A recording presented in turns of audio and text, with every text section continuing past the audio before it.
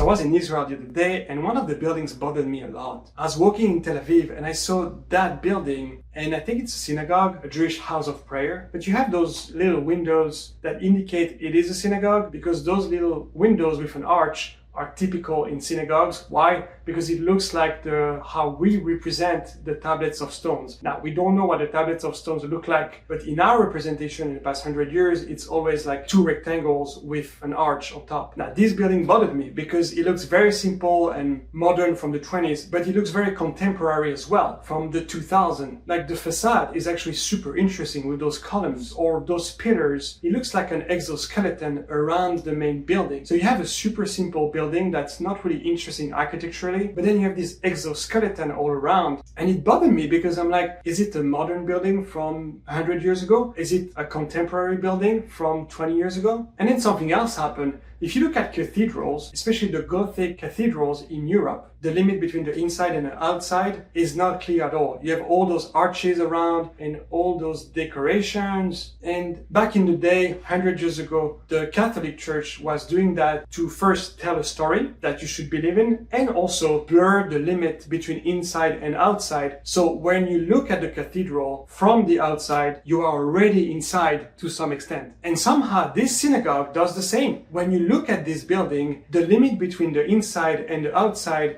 is blurred by those pillars and this kind of exoskeleton. Any religious building is gonna want you to go inside. And so beyond the debate between modern versus contemporary and exoskeleton, this building, to me, is actually Gothic in order to bring people in. Tell me what you think of that in the comments.